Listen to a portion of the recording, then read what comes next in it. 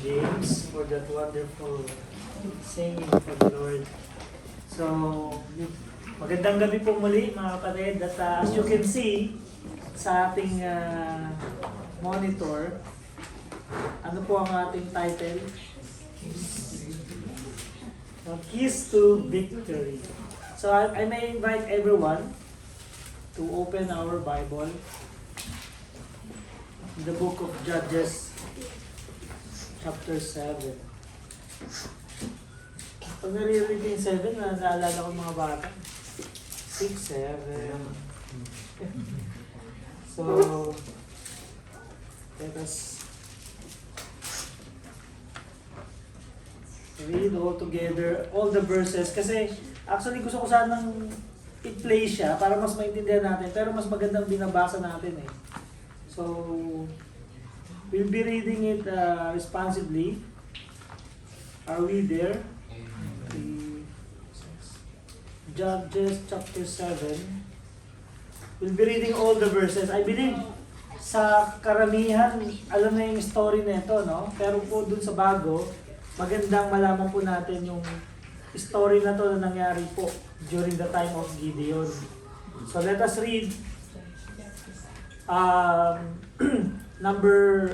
chapter 7 all together in the last verse tayo, no? I'll read first. Reading now.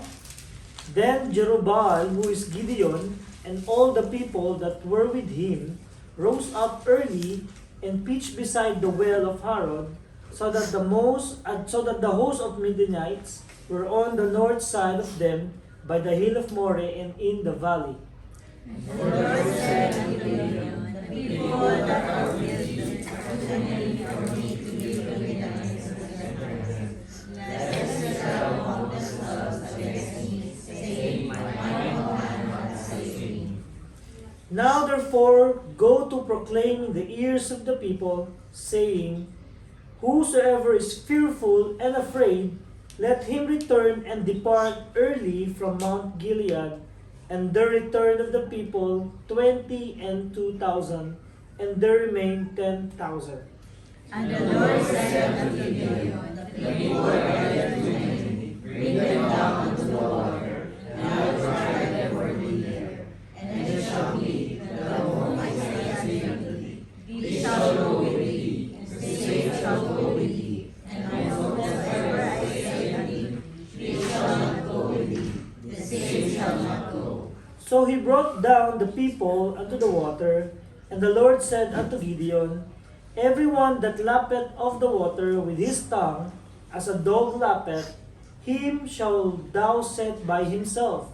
Likewise, everyone that boweth down upon his knees to drink, and the number of them that lapped, putting their hand to their mouth, were 300 men, but all the rest of the people bowed down upon their knees to drink water.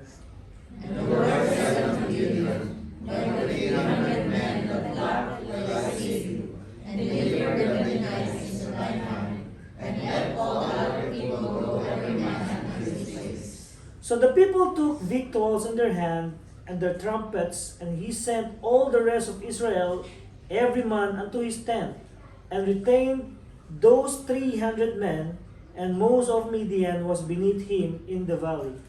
And it came to pass the same night that the Lord said unto him, arise, get thee down unto the host, for I have delivered it unto thine hand. But if thou fear to go down, go thou with Purah, thy servant, down to the host. And thou shalt hear what they say, and afterward shall thine hands be strengthened to go down to the host. Then went he down with Purah, his servant, unto outside the arm and the host.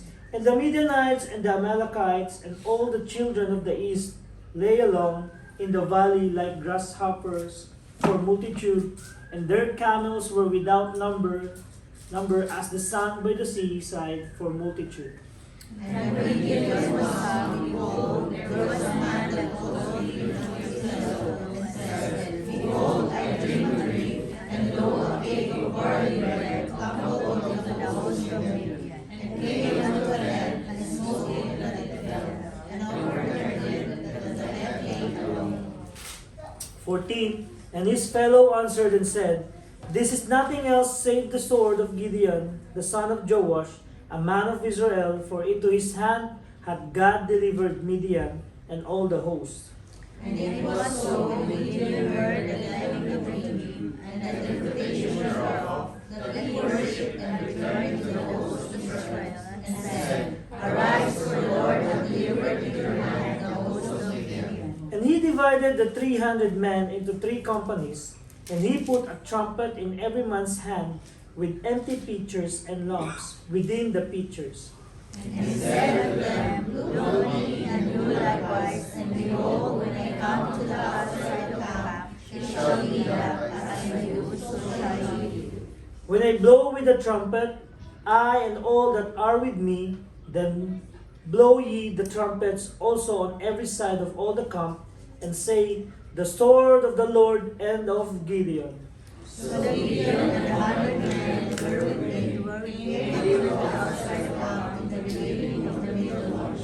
And they came back when he sent the watch. And they blew the trumpets and brake the pitchers that were in their hands. And the 3 companies blew the trumpets, and brake the pitchers, and held the lamps in their left hands, and the trumpets in their right hands to blow withal, and they cried, The sword of the Lord and of Gideon.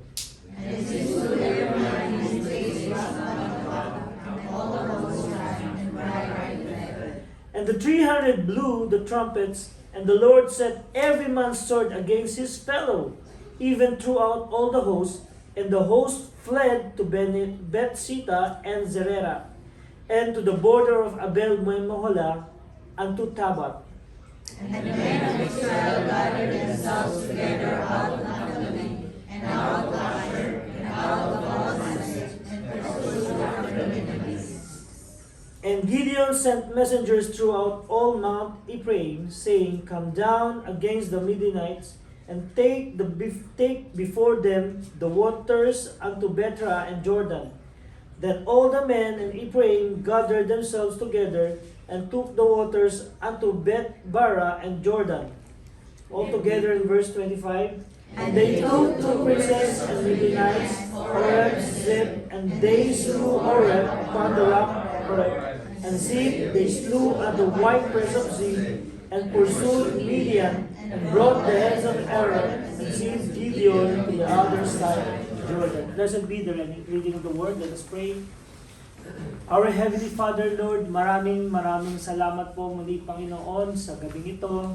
Muli po kami po ay nagkasama-sama upang mag-aral po ng inyong salita through this home Bible study. Salamat po, Panginoon, sa pag-iingat nyo sa bawat isa, sa buong linggo, at sa pagkakataong, Panginoon, na despite of the busy schedule, Lord, kami po ay nakarating sa gawain ito. Salamat po, Panginoon. Tunay nga sa pribileyo, Panginoon, na makarinig po ng inyong salita.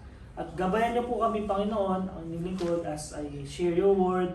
May your message only be shared, Panginoon, at matuto po ang bawat isa. Kami lahat, Panginoon, patungkol po sa aming nabasa sa Book of Judges number 7, Panginoon, chapter 7, sa buhay po ng inyong ginamit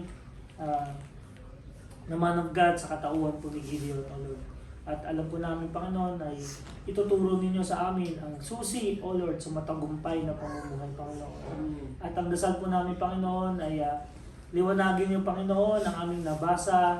Pakita niyo po sa amin ang aming mga makukuha na lesson na aming magagamit, Panginoon, patungkol sa mensaheng ito. At naway, makita po namin ang aming kahinaan at makita po namin ang inyong kalakasan sa buhay ng bawat isa, Panginoon. At kayo lamang po ang itaas sa gabing ito, at ganun din po ang dasal namin sa iba't ibang lugar na Bible study na nangyayari po, Panginoon. Pangunahan niyo po, Panginoon, kaming mga inyong tagapagturo, at kami po ay gamitin ninyo ng naayon po sa inyong will, Panginoon. All of this we pray in the name of our Lord Jesus Christ. Amen. Maraming salamat po muli. So nakita po natin yung kwento. Sino yung sobrang familiar na sa kwento na to? Yung paulit-ulit na naririnig. Gusto ko lang makita by by hand. Yung sobrang kahit nakapikit alam niyo na yung kwento. Di pa, no? yung first time na marinig, or yung narinig na pero yung nakalimutan na. O yung first time na ano, na makabasa ng Book of Judges. Wala, di ba? Okay. So maganda po kasi ako dito ko lang nung inaral ko lang talaga to, doon ko lang naunawaan. Although dati naturo na to, pero parang dumaan lang sa aking isipan. Pero nung sa preacher na nag-preach na ito at inaral natin, ang ganda ng lesson, sobrang excited rin ako na ma-share. Kasi ako mismo na-bless talaga. Kasi wala namang hindi may gusto ng victory. Pag sinabi natin victory, ito yung success eh. Diba? Success. Iba't ibang, ano yung sasabi? Sumakset, di ba? Iba-ibang level. So dito, ano ba yung mga susi sa tagumpay? No? As a introduction, itong Judges chapter 7, no, reminds us that God's delight using the weak to accomplish His will. Kung babalikan po natin yung chapter 6, makikita natin yung buhay ni Gideon. Siya po yung tipong weakest link ang tingin niya sa sarili niya. No? Just to give you an overview, context ng chapter 6, yung Israelites kasi, sinasakop na sila ng mga Midianites, ng Amalekites, to the point na wala silang makain, yung mga alaga nilang hayop, kinukuha ng mga mananakop. So, sila nagtatago na sila sa mga cave. Ito yung bago nangyari itong chapter 7. Nagtatago na sila sa cave hanggang the angel of God talked to Gideon. Okay? Binibigyan lang natin ng overview para makita natin na ikaw ang gagamitin ko upang mawala itong mga mananakop nyo. Bilang isang kilala niya sarili niya, mahina siya, tapos sa community nila, yung family nila is talagang wala namang say kumbaga sa atin. Tapos siya bilang bunso ata siya or bilang isa sa magkakapatid o anak ng parents niya, siya yung pinakamahina. Bakit ako? Bakit ako? Nagkakamali yata kayo, sabi niya. Alam niya, angel of God yung kausap niya, pero hindi siya makapaniwala, bakit ako sa dami-dami, di ba?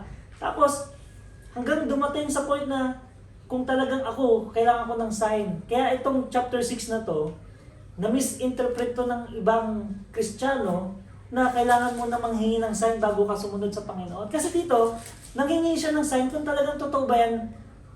Kasi ando dun yung doubt. Ando dun yung characteristic na nagda-doubt siya. Bakit? Kasi ako. So, cut the story short, yung mga sign na hiningi niya, hindi dahil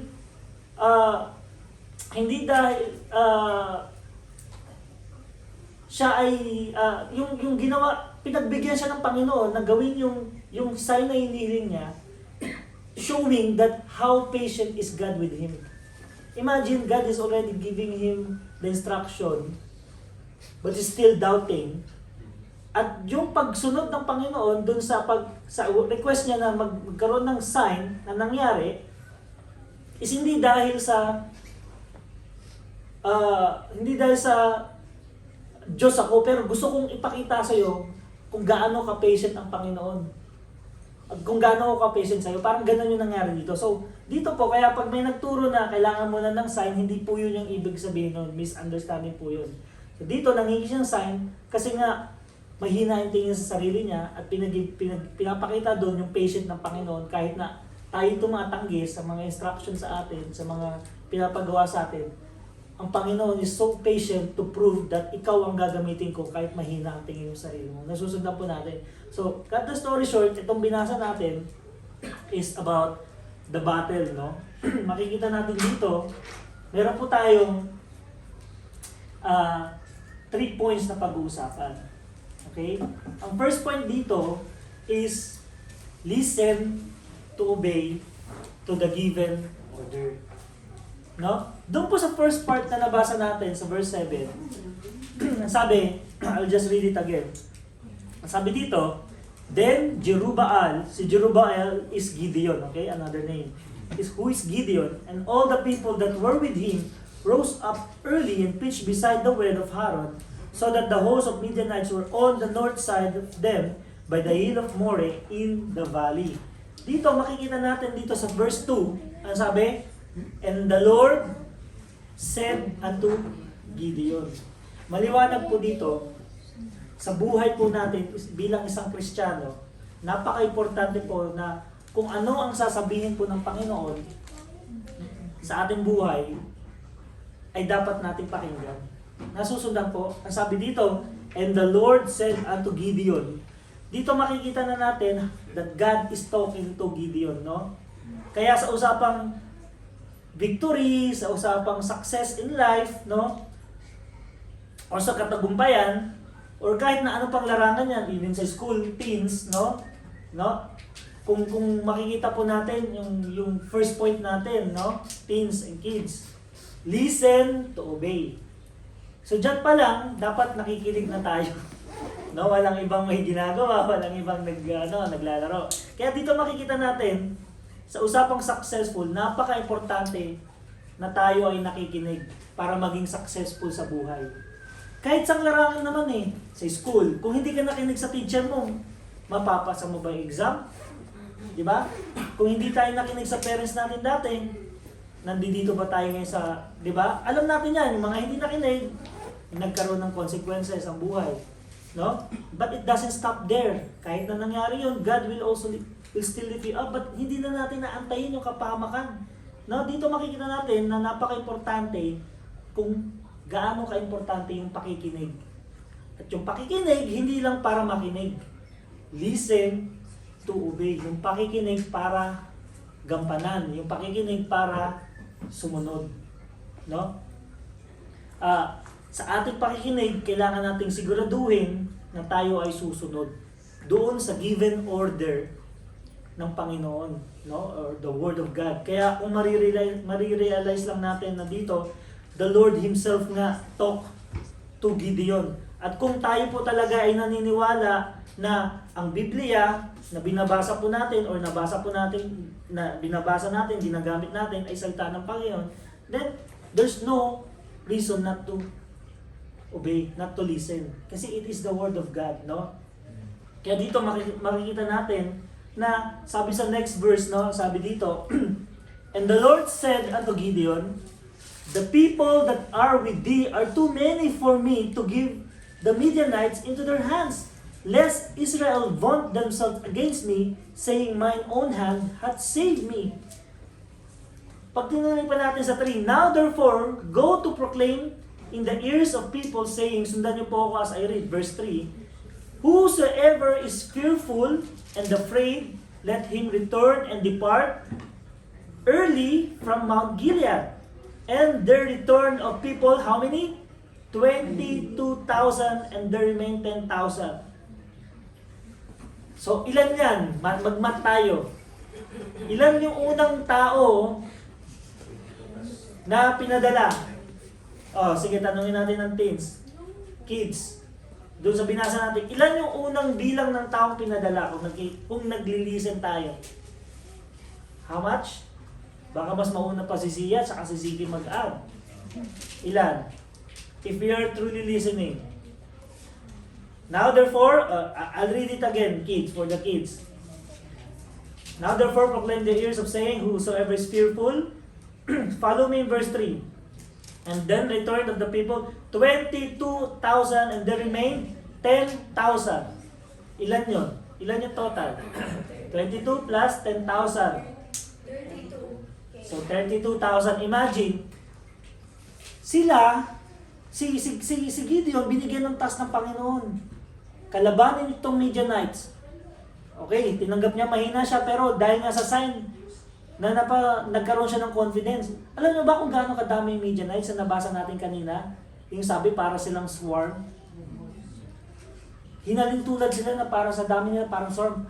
Sabi dito sa Bible, around 100,000 plus. Sabi pa ng iba, 150,000. Ganon kadami. Kung ikukumpara nyo, kids, ang 100,000 sa 32, sino mananalo sa isip ng tao? Doon tayo sa 100. Ang tao nila, 32,000 lang. Ang sabi pa, bawasan nyo pa yan. Ilan ang binawas sa 32? 22,000. Ang natira, 10,000 na lang. Lord, paano kami mananalo? 10,000 na lang kami. 100 plus 1,000 sila. Ano sabi sa 5? So he brought down people unto the water. Okay? Ito na naman. Meron na namang pinapagawa sa kanyang Panginoon. And the Lord said unto Gideon, verse 5, follow me, everyone that lappeth of the water with his tongue, as a dog lappeth, ang ibig sabihin nun, yung kung sino man, yung uminom na parang aso, dun sa tubig, okay, lapit, yung paano uminom yung aso, hindi dilaan, okay? Him shall not set by himself, papaalisin mo. Yan. Likewise, everyone that boweth upon his knees to drink, and the number of them that lap, ilan yung uminom na parang aso? Putting their hand, their mouth, were 300 men. But all the rest people bowed down their knee. So, ilan na natira? 300. From 32,000, naging 10,000, naging 300. Lord, 300 lang natira. Paano kami mananalo doon? Kung sa kaisipan ng tao lang, kung human logic ang paiirali natin. Lord, kalukuhan to. Hindi ako mananalo dyan. Pero, sino bang nag-give ng instruction? Panginoon, nasabi dito, 7, and the Lord said unto Gideon, by 300 men that love will I save you. Yung 300 na yan, na lumuhod, ay ililigtas kita, and deliver the Midianites into thine hands, and let other people go every man unto his place. Did you notice, no? The emphasis here is kung gaano naging kahalaga ang bawat sasabihin ng Panginoon. That is the emphasis, yung mga unang, kung gaano kahalaga yung bawat detalye na sinabi ng Panginoon dito sa pagwawagi nila, sa pagkawagi ng army ni Gideon, no? Kaya dapat nating ma-realize bilang isang Kristiyano, kung tayo ay tunay na nananampalataya, dapat ma-realize natin na mahirap magtagumpay kung wala ang salita ng Diyos. Kaya ang first point natin is listen to obey to the given order. Ano sa Tagalog yun to? Makinig para sumunod sa binigay na ano yung order? Na utos. Diba?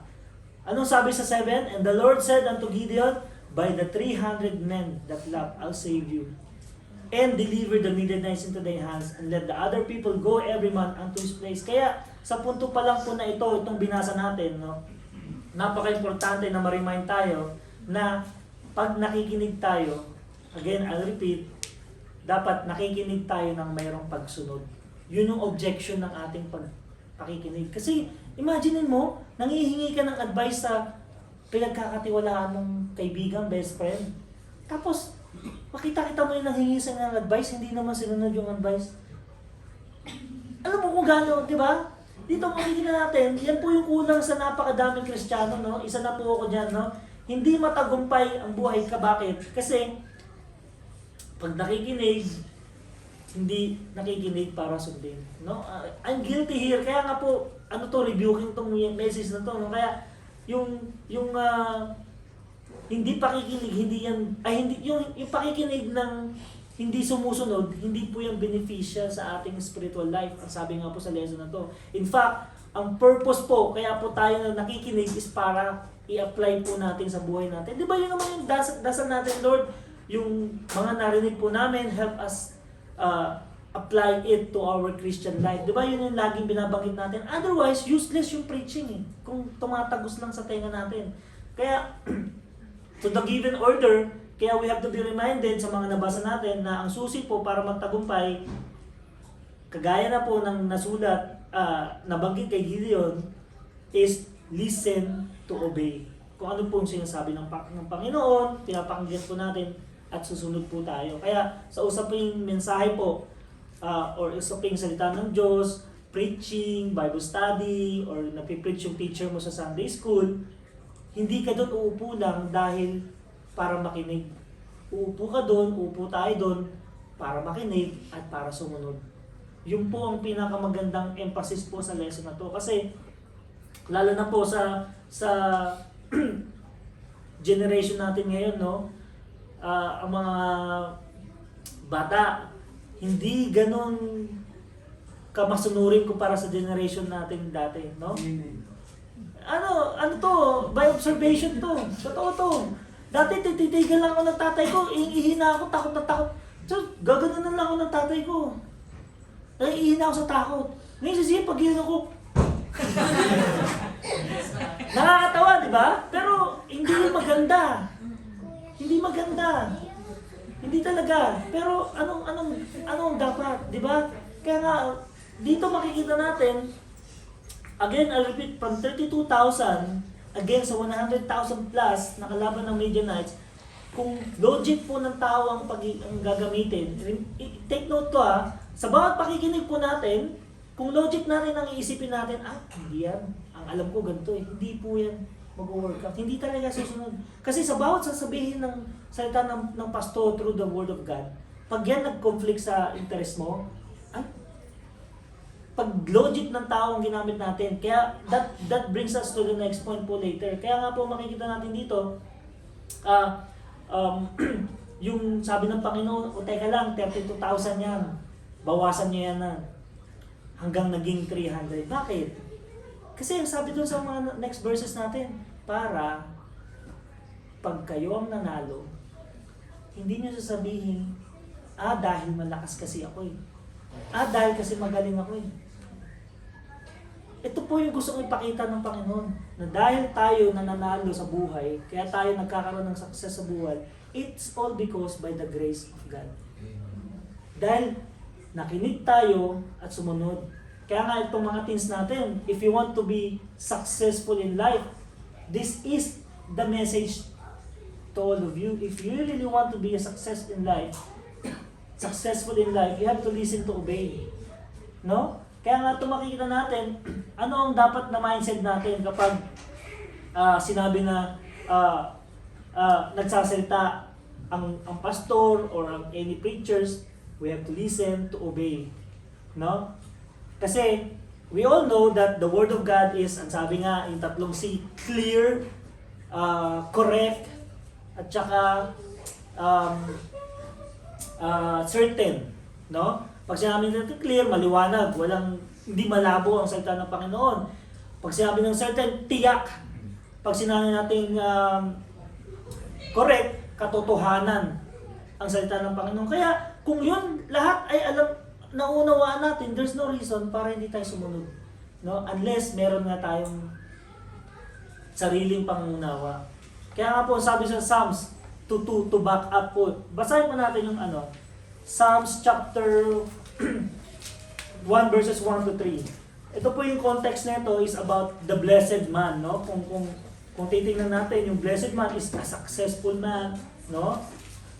Tingnan natin para ma-back upan po ito. Psalms 1 verses 1 to 3, pakibasa po.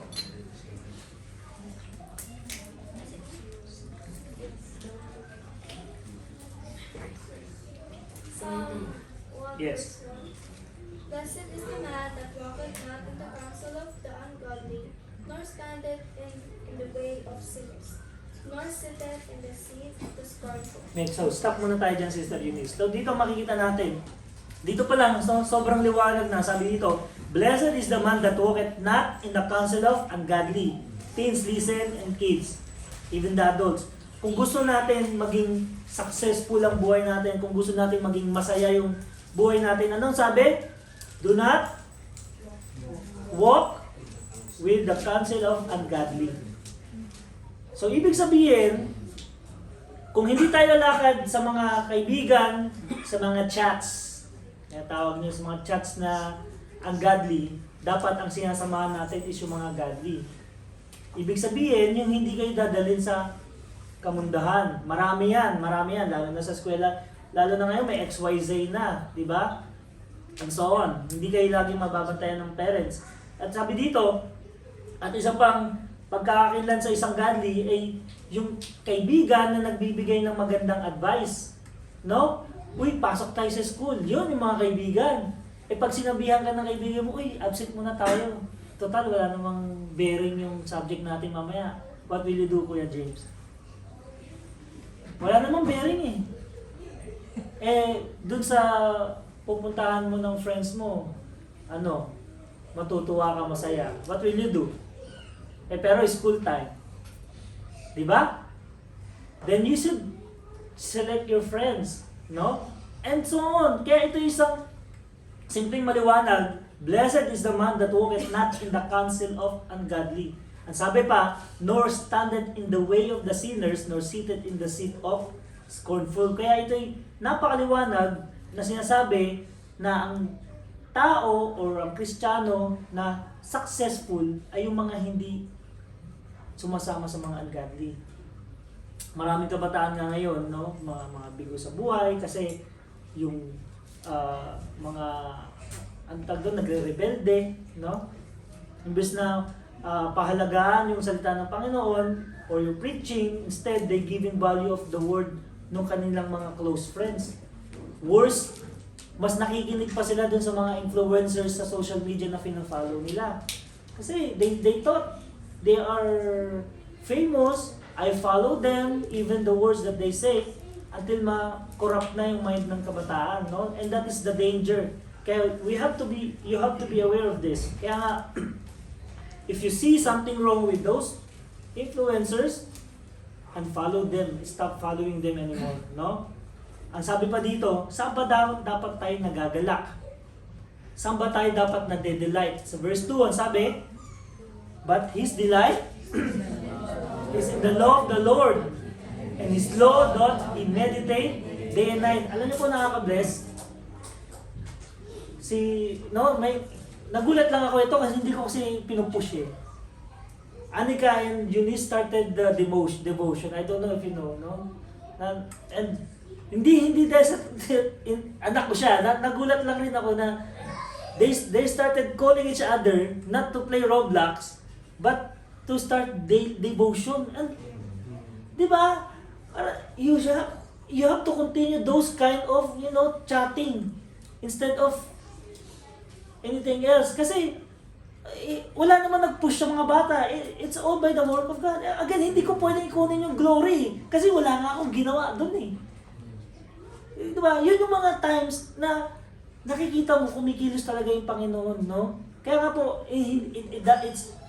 it's not an assurance that it's a good progress. Na naiisip na nakukonvict na sila sa mga ganong klaseng pag-uusap. Kaya nga pakikita natin sa Psalms 1 and 2, ang i-emphasize dito, the success man or a blessed man, his or her delight is in the Lord. Kaya nga po, tatanungin natin, kamusta ka naman? Are you enjoying the Word of God? Tatanungin natin yung sarili natin. Are you now listening to the Bible study dahil masaya ka or dahil napipilitan ka lang?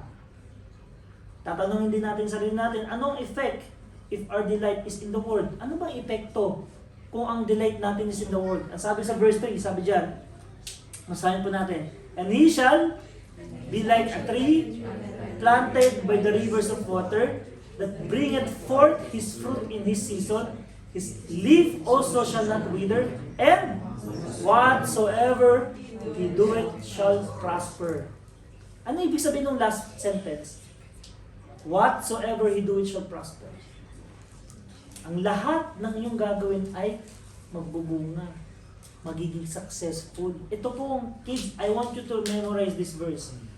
And he shall be tree like planted by the rivers of water that bringeth forth in his fruit in his season. His leaf shall not wither, hindi lalagas, hindi maglalagas ang kanyang mga leaves.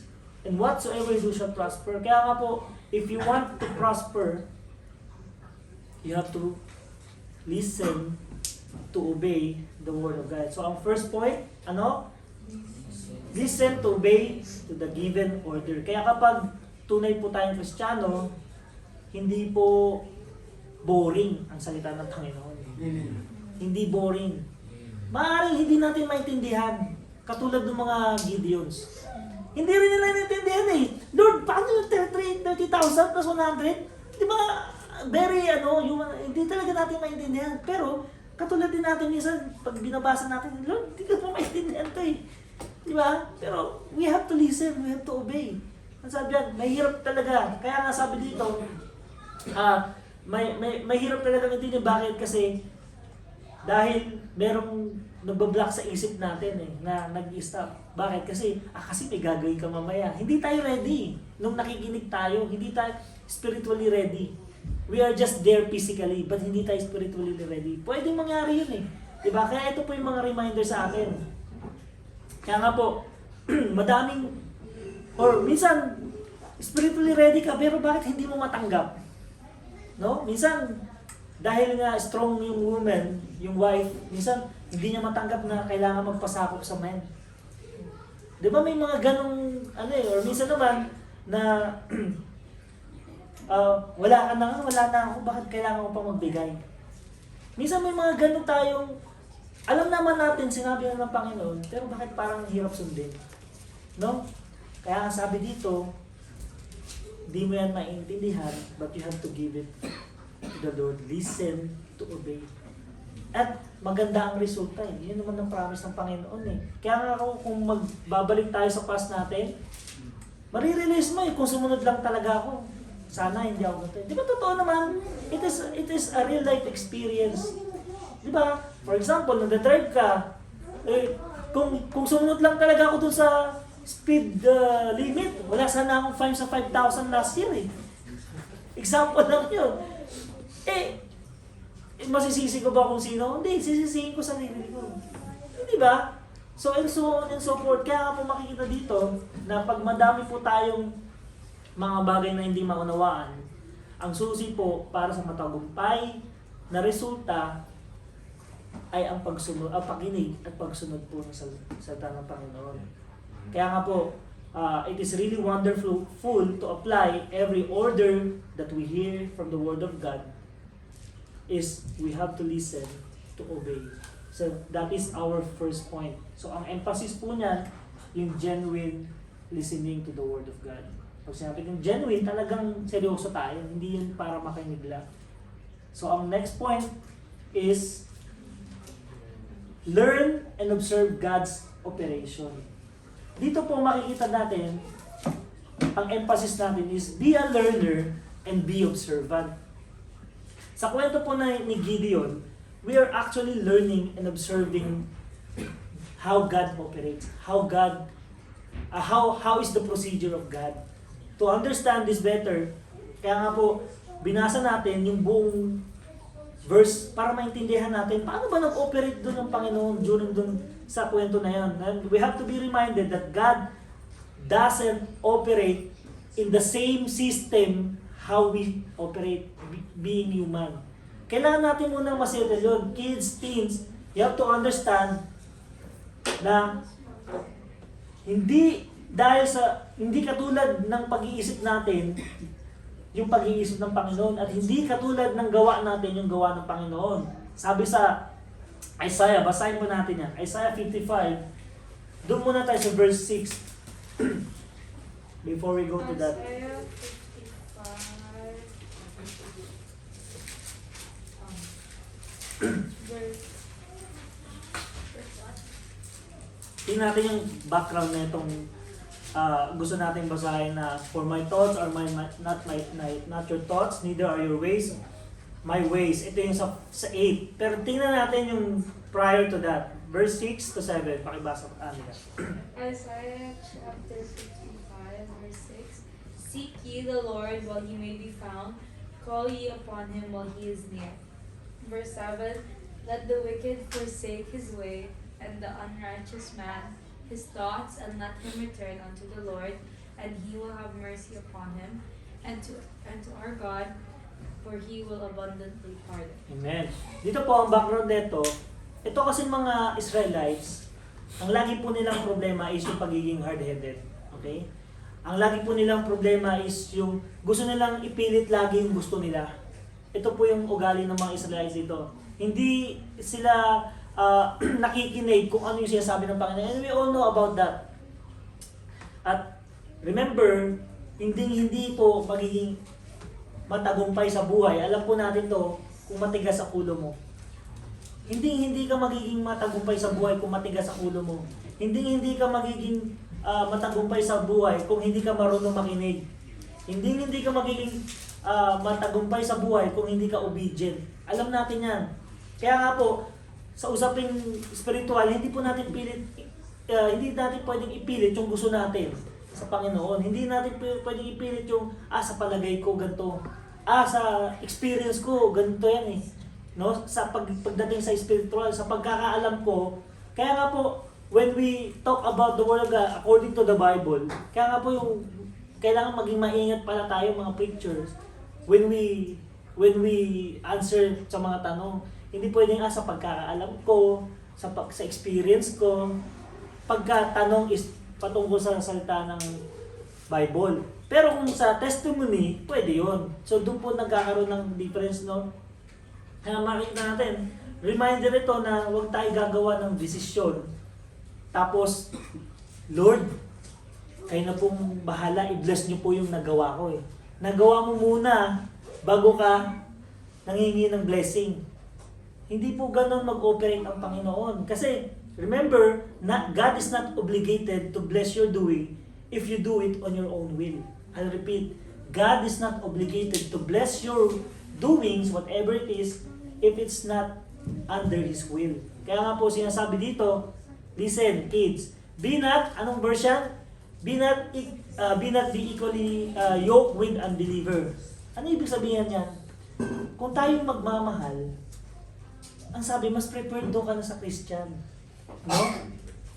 Dahil sa sobrang love na love mo, Lord, masasave naman siya eh. Witnessan po siya. Okay, nagkaroon ng, anong tawag doon, yung inapprove ng Panginoon, pero, inalaw ng Panginoon, pero hindi niya na-approve. Ikaw yung nawin palayo. Diba? Permissive will. Diba? So again, sino may kasalanan doon? You did not listen, you did not obey, and there's always a consequence. But again, God is so gracious, God is so merciful, hindi ka naman niya hayaan kahit na nagkamali ka. Kukunin ka pa rin niya. Kung ikaw ngayon ay willing nang to listen, to obey. Kaya nga po connected lahat doon. Kaya nga po, sa reality ng ating buhay, alam po ng parents, mga kids, kung ano ang tama at mali. No? Alam din ni mommy, ni daddy, na pag bawal ka pang mag-sleep over, huwag kang magagalit. You have to listen to obey. Kung bawal ka pang magka-cellphone, at kinukumpara mo kasi may cellphone na yung friends mo, bakit sila yan? You have to listen to obey. Hindi mo dapat ikukumpara yung buhay mo sa iba. Kasi maaaring hindi naman Kristiyano yung mga yon. And so on and so forth. Again, marami po example ito sa parenting, even po sa real life. And the list will go on and on. Ang sabi sa Isaiah 55 verse 8, kung gusto po natin maunawaan, learn and observe God's operation. Paano mag-operate ang Panginoon? Ang sabi dyan, for my thoughts are not your thoughts, neither are your ways my ways, save the Lord. Sino po ang nagsasabi? Who's talking there? Who's talking there, Kuya James? Sa verse 8? No. Say it, the Lord. The Lord Himself is talking there. Ang way ng pag-iisip, tatagalogin natin, ay iba sa kaisipan ng Diyos. Ganon din naman yung pamamaraan mo ay iba sa pamamaraan ng Diyos. Ano po ang dapat? Dapat tayo po ay magpasailalim.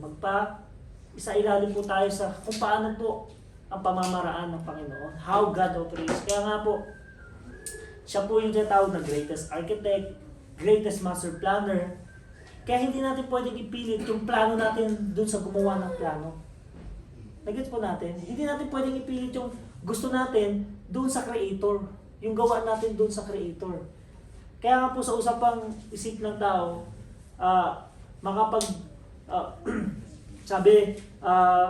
magagawa ko lang ito kung natapos ko to, kung matalino ako, magagawa ko to. Hindi. Actually, God used those weak nga eh. Di ba sabi nga doon, sa anong verse yung nagsasabi na ginagamit ng Panginoon yung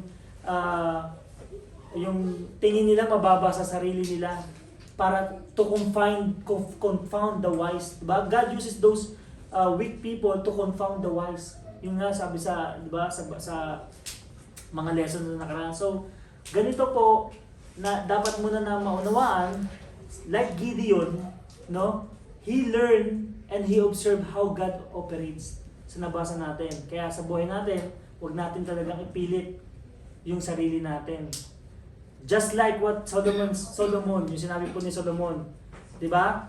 Kasi pagka masyado tayong magaling or masyado natin pinipilit yung alam natin tama, dapat maalala natin itong sinabi ni Solomon. Sabi ni Solomon, there is a way which seemeth right unto man.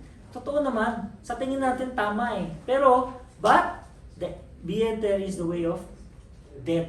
Diba? Isa sa mga verses ni Solomon. Meron talagang sa tingin natin tama eh. Pero, kapahamakan pala ang dulot nun. Kaya nga po mag-iingat tayo dito. Huwag tayong masyadong magmatalino, magmagaling, kung alam naman po natin against the will of God. Kaya nga po, sabi, sa lesson na ito, hindi dahil sa lakas ninyo, kaya kayo mananalo. Sabi niya dun kay Gideon. Ito nga yun, God has chosen the foolish things of this world, ito pala yun, to confound the wise. So God operates in what? In humility of man. He needs a humble heart. Para makita po yung kagalingan ni Lord, hindi yung kagalingan mo. Hindi yung kalakasan mo, pero kalakasan ni Lord. Kaya nga po, napakagandang makita na ganito pala gumamit ang Panginoon. Ganito pala ang pamamaraan ng Panginoon. Lord, if I want to be successful, I need to listen to obey, and personally, I need to learn and observe how you operate. Parang kinikilatis mo yung, paano ko ba makukuha yung isang bagay na yan? Ito nga, so you have to be humble. No? Kasi alam naman, sabi nga kanina, hindi tayo magtatagumpay kung hindi tayo marunong makinig.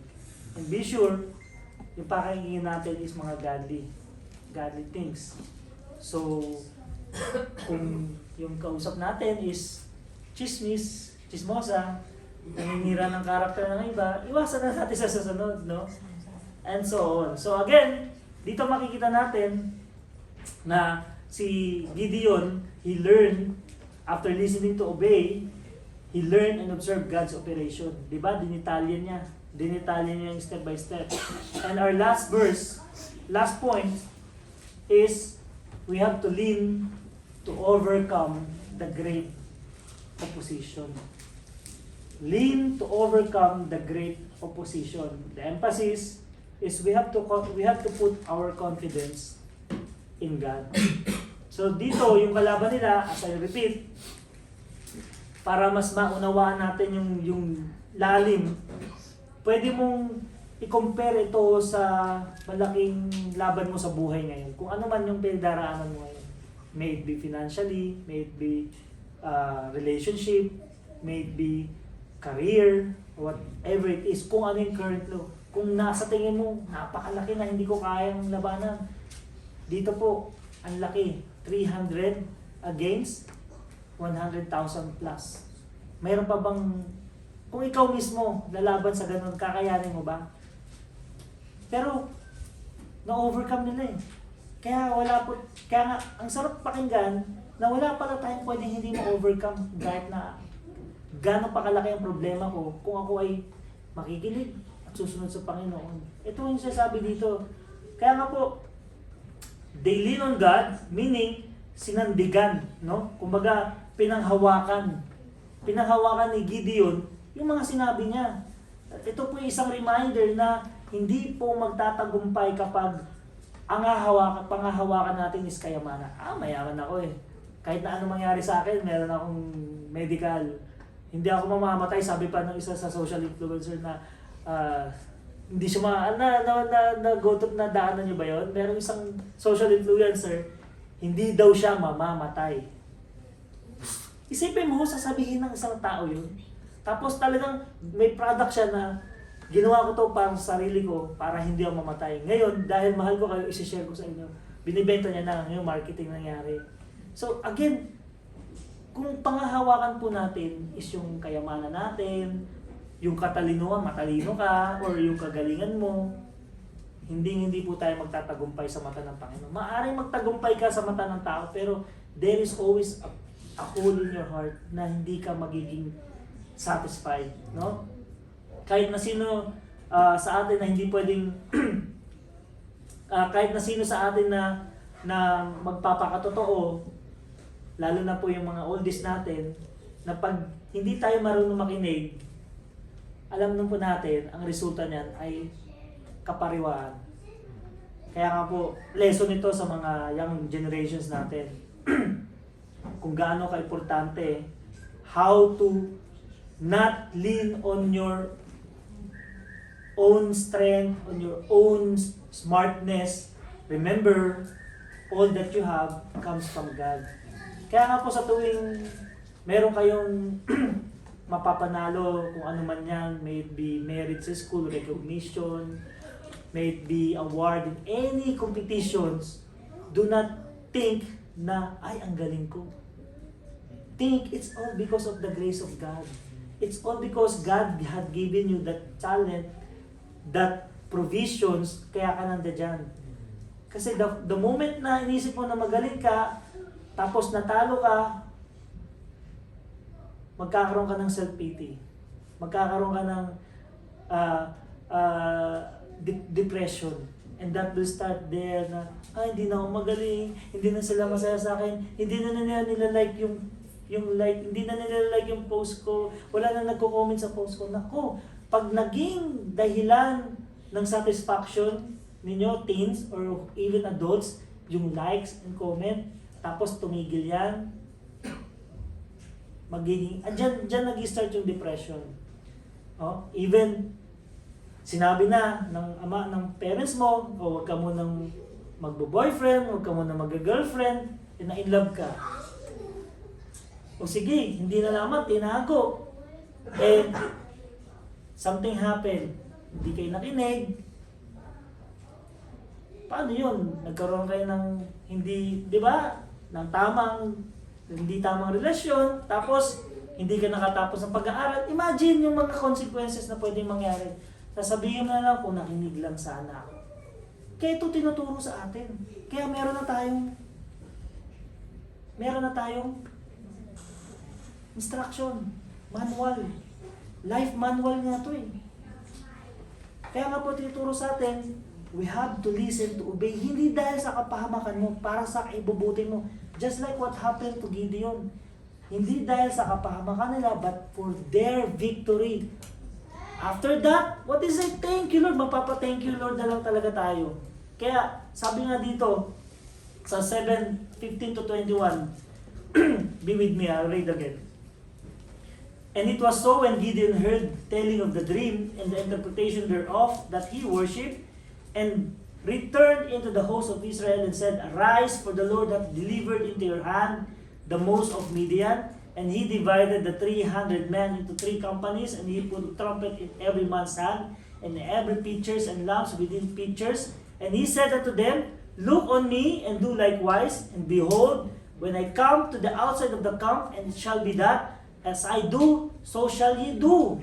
When I blow with the trumpet, and all that are with me, then blow ye trumpets also every side of all the camp, and say, The sword of the Lord and the Gideon. 19. So Gideon and the 100 men that were with him came unto the outside of the camp in the beginning of the middle watch, and they have put newly set the watch, and they blew the trumpets and brake the pitchers that were in their hands. Nabibisualize nyo ba? And the 3 companies blew trumpets and brake the pitchers and held the lamps in their left hands, and the trumpets in the right hands to blow withal, and they cried, The sword of the Lord of Gideon, and they stood every man in his place round about camp, and all the host ran and cried and fled. Just to give you the short imagination. Imagine, gabi. Okay, ito yung 100,000 na men. Okay? Pinuntahan nila, ano lang sila, 300, may 100 dito, may 100 dito, may 100 dito. Ngayon, nung nagbigay na ng signal si Gideon, sabay-sabay silang nagbukas ng ilaw, may binato, na nataranta ngayon itong 100,000 na to dahil madilim sa kalagitnaan ng kanyang tulog. Nataranta sila. Ngayon, yung kakampay nila, akala nila tuloy, sa sobrang dilim, akala tuloy nila, kalaban nila. Sila mismo yung away-away. Sila mismo yung nagpatayan kasi hindi, nataranta sila. Alam mo yung nalimpungatan ka. Di ba? Do you imagine the scenery? That is the story. So, lumaban sila, pero konti na lang yung nilabanan nila. And imagine that. Who would have thought of that? Actually, ginaya siguro yan ng mga, ano natin, yung mga sinaunang mga kingdom, no? Dahil nga dito sa story na to. Kaya nga po makikita natin dito kung gaano kadetalyado yung instruction ng Panginoon, no? Kasi marami naman nagsasabi na, ako, naniniwala ako sa Panginoon. I trust God, no? May print pa yan. Tapos nakalagay pa dun, I trust God. I put my trust in Him. Pero, yung patotoo po pala ng pagtitiwala sa Panginoon is napapakita sa paggawa. Hindi natin pwede sabihin, I trust God, pero hindi tayo nag-obey. So, it is, kalokohan. Kaya yung gagawa tayo dahil sa sarili mong diskarte, no? Ang patunay na nakasandal po tayo sa Panginoon ay yung pagsunod po lamang. Yung po ang tunay na trust pag sinabi natin. Kaya nga yung story po na binasa natin, the key is to lean on the Lord. Panghawakan po natin yung salita ng Panginoon. Ganon din po sa battles ng buhay natin. Whatever battles will it be, the key is to lean to the Lord. So lean to overcome the great battle na pinagdadaanan mo po ngayon. Kung ano man yun, struggle sa life, struggle sa marriage, struggle sa family, pera, yan, marami niya, struggle, no? Ano pa, struggle sa trabaho. This is a lesson po for us. Whatever it is, kung tayo po'y marunong makinig at sumunod sa Panginoon, mapagtatagumpayan po natin yan. So ano po yung first point? Listen to, obey in God's given order. Second, learn and observe God's operation. Ano po paano mag-operate ang Panginoon? Hindi po katulad kung paano tayo mag-operate, no? Lean to overcome the great opposition. So ito po yung some of the keys to victory or to successful life. Kaya nga po, ngayong gabing ito, malaki man po yung pinagdadaanan natin, malaki man po yung struggles natin sa buhay. Struggles ba? Wala po yan. Pagka in-apply po pala natin itong mga to. Kaya nga po, matututo po tayo dito as we really devotion this in our life, naway samahan po tayo ng Panginoon as we desire to do these things. Kaya nga po as we end, these are just some of the practical applications. So, trust God's timings and methods, even when they don't make sense. Totoo po ito. Just like what we read. Hindi naman talagang kapani-paniwala na mananalo yung 300 sa 150,000. Pero, they just trust yung method ng Panginoon, yung operation ng Panginoon. Even it doesn't make sense.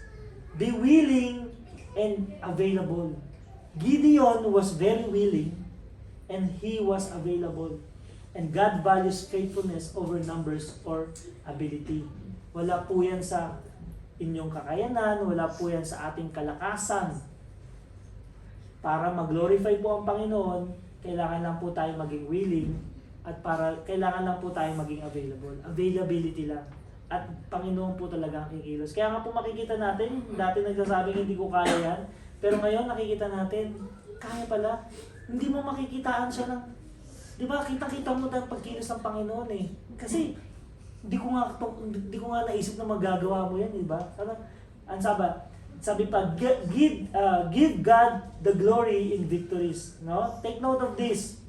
Kids and teens, give God the glory in victories, remembering that success comes from Him. Now, if we fail, are we going to blame God? Of course not. Kaya nga po, babalik tayo sa first practical application. Trust God's timings and method. Maybe, it's not yet time, kaya hindi natin nakuha yung mga bagay na gusto natin. Sabi pa dyan sa last, face spiritual battles with faith, not fear. Knowing God equips His people to overcome. Just like what happened to Gideon.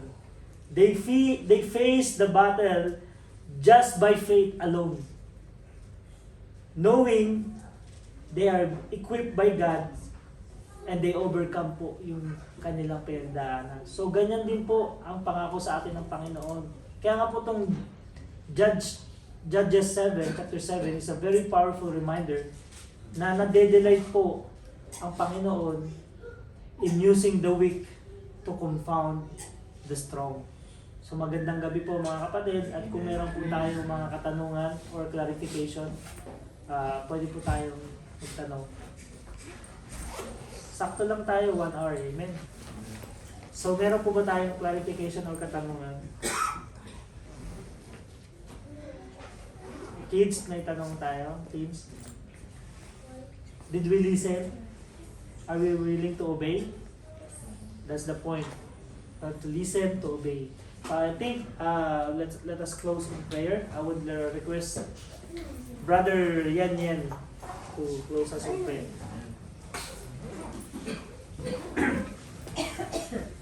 Kailangan po tayo. Amang banal, tunay ko pong banal, pinakamakapangyarihan sa lahat, Panginoon.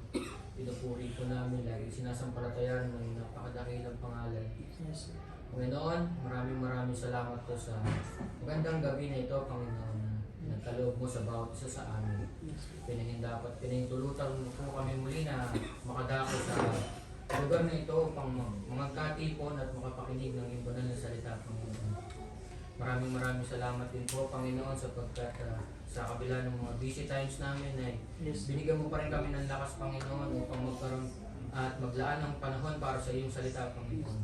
Dahil alam namin na binibigay mo ang mga pagkakataong ito upang mag-reconnect sa iyo, Panginoon. Upang magamit namin ang mga salita na napakinggan namin ngayong gabi, Panginoon, upang mas lalo kami magtumibay sa aming mga pagdaraanan, Panginoon. Bagamat hindi namin alam ang aming kinabukasan, ngunit nalalaman ng bawat isa sa amin na ang aming pinag-aralan ngayon ay lubos namin magagamit sa aming mga pagdadaanan. Bukas, sa mga susunod na araw at sa mga hamon pang darating sa amin. Ngayon, Panginoon, tulungan mo po ang bawat isa sa amin na mai-apply po namin ang 3 puntos na aming pinagbulay-bulayan, Panginoon.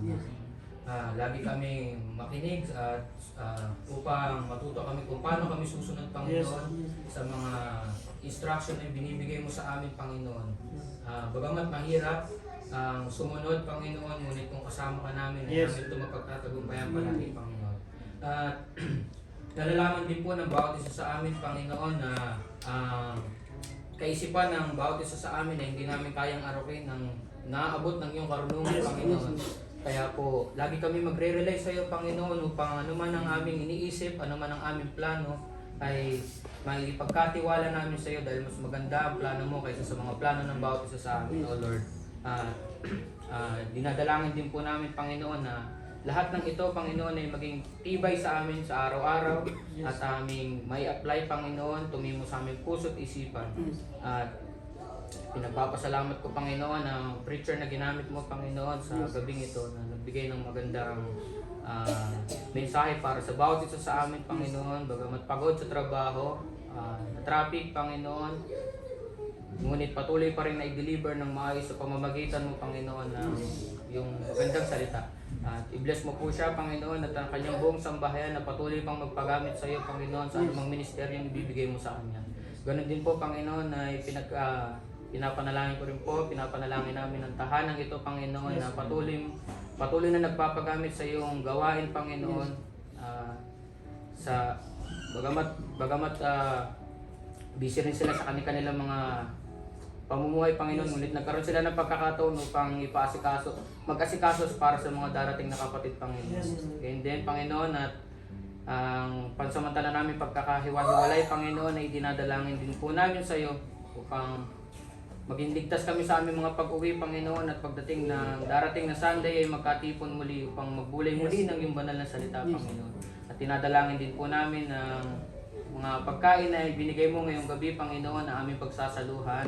Sa mga taong nag-prepare, Panginoon, na ginamit mo kamay, ay i-bless mo po sila. Ang pamilya na nag-provide, Panginoon, na sa lapi na kinailangan sa pagkain nito. Ibalik mo ng triple sa kanila, Panginoon, dahil alam mong galing ito sa kanilang puso. O Lord, Ikaw na po ang bahala sa patuloy pa namin pag-fellowship hanggang sa makatapos kami ng gabing ito, Panginoon. Sa iyo po lahat ng kapurihan, Panginoon. Salamat po sa gabing ito. Lahat po ng ito'y magalang po namin hinihiling at nilalapit sa pangalan ng Panginoong Jesus, na aming dakilang tagapagligtas. Amen. Amen.